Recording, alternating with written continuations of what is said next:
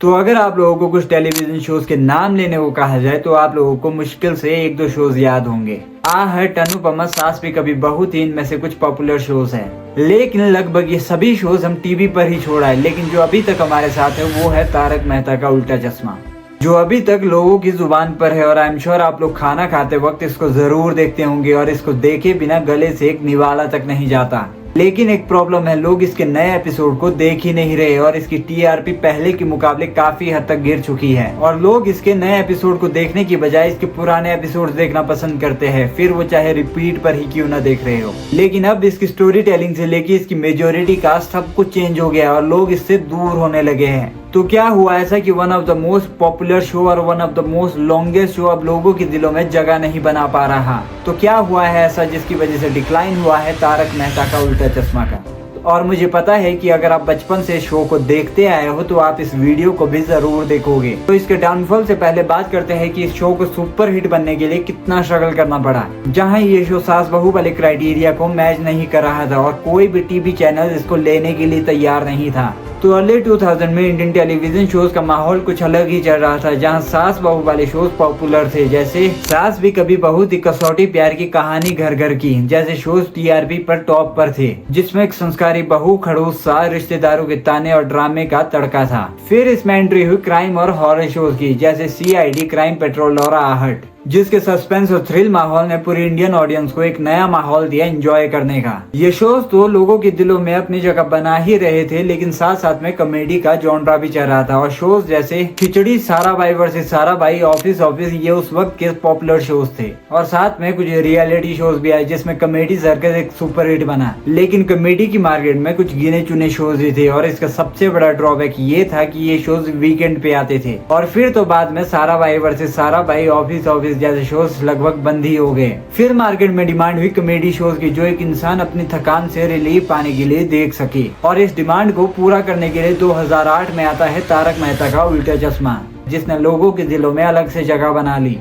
लेकिन ये शो अचानक से पॉपुलर नहीं हुआ। इनफैक्ट इसको टीवी पर आने के लिए काफी स्ट्रगल करना पड़ा और काफी स्ट्रगल के बाद फाइनली ये जाकर टीवी पर आता है। और इसको टीवी पर लाने का श्रेय आसिफ मोदी को जाता है। तो आसिफ मोदी कई सारे टीवी शोज, मूवीज और थिएटर्स में काम कर चुके थे और उनको इस चीज का काफी एक्सपीरियंस हो चुका था। और इतने एक्सपीरियंस के बाद अब वो खुद का प्रोडक्शन हाउस खोलना चाहते थे और इसके लिए वो अपना खुद का शो बनाना चाहते थे। फिर फाइनली 1955 वो अपनी वाइफ नीलम मोदी के नाम पे नीला फिल्म प्रोडक्शन खोलते हैं। और साथ ही उन्हें आर्ट और लिटरेचर का भी बहुत शौक था और वो फेमस गुजराती राइटर तारक मेहता के भी बहुत बड़े फैन थे। और तारक मेहता का उम्दा चश्मा पूरी दुनिया ने पढ़ा और पसंद किया। और पूरी दुनिया ने उम्दा चश्मा के कैरेक्टर जेठालाल को खूब पसंद किया, जिसमें वो अपनी फैमिली की डेली लाइफ के प्रॉब्लम्स को दिखाता है। इससे गुजरात की ऑडियंस काफी अट्रैक्ट हुई और आसिफ मोदी ने बहुत पहले ही डिसाइड कर लिया था कि वो इस पर शो बनाएंगे। लेकिन इस शो को बनाने के लिए कोई भी रेडी नहीं था, क्योंकि अभी भी डिमांड डेली सोप ओपरा की ही थी। फिर फाइनली 2008 में ये कॉन्सेप्ट सब टीवी ने पढ़ा और उनको ये आइडिया बहुत पसंद आया।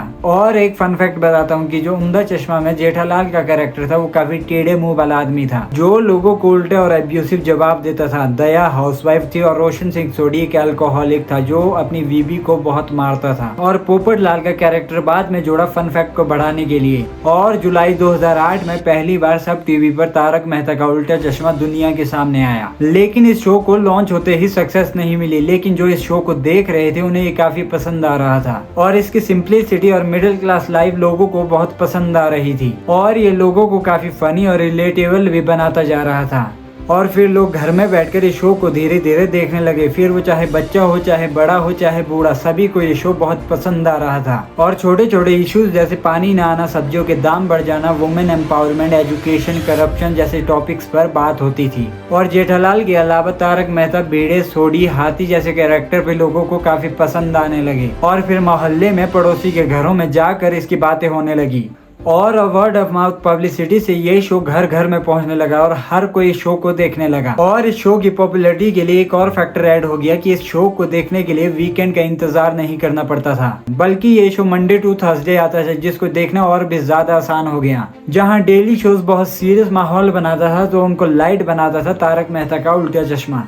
इस शो ने इतने सारे मेमोरेबल एपिसोड दिए हैं जिसके बारे में आज भी बात होती है, जैसे कि भूतनी वाला एपिसोड, भीड़े के मुंह में सीटी फंसने वाला एपिसोड, या फिर सोसाइटी में वाटर टैंकर आने वाला एपिसोड, या सोसाइटी को कलर करने वाला एपिसोड। और इतने सारे मेमोरेबल एपिसोड्स में आप लोगों को कौन सा एपिसोड पसंद है, प्लीज कमेंट करके बताना। और इस शो ने हमें बुरे वक्त में हंसाया और तारक मेहता की सक्सेस ने उन्हें एक ही साल में टेली इंडिया अवार्ड का बेस्ट कॉमेडी शो बना दिया। और ये इतना पॉपुलर हो गया कि ये इंडिया के अलावा विदेशों में भी देखा जाने लगा और इसके एनिमेटेड शोज और एप्स भी बनाए गए। ये इतना पॉपुलर हुआ कि बड़े बड़े एक्टर्स जैसे शाहरुख खान, सलमान खान, अमिताभ बच्चन जैसे एक्टर्स इनके शो पर आने लगे मूवीज को प्रमोट करने के लिए। और आई एम श्योर इनके कैरेक्टर के रियल नेम अभी तक आप लोगों को पता नहीं होंगे। और लगभग 4000 एपिसोड देने के बाद ये show Limca book of records में लॉन्गेस्ट रनिंग शो बन गया। लेकिन इतनी सक्सेस के बाद इसका डाउनफॉल होना शुरू हो जाता है। जैसे ये शो पहाड़ की चोटी पर पहुंच गया वैसे ही धीरे धीरे ये उतरने लगा। और मुझसे काफी सारे लोग एग्री करेंगे कि इस शो में वो पहले वाली बात नहीं रही।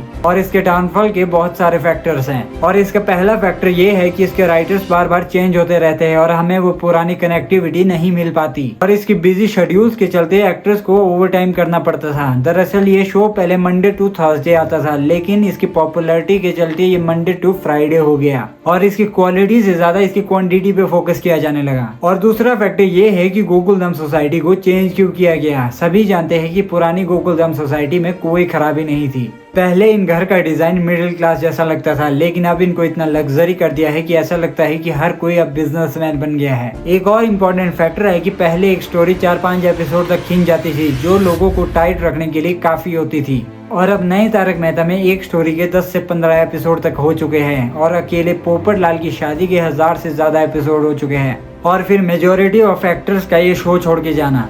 और सबसे शॉकिंग तारक मेहता और सलेश का 2022 में शो को छोड़ के चले जाना और इन एक्टर्स का प्रोड्यूसर पे आरोप लगाना, जिसकी वजह से इस शो की इमेज बहुत खराब हुई। और फिर इन नए एक्टर्स का आना जिनको हम इन पुराने एक्टर्स से रिलेट ही नहीं कर पा रहे।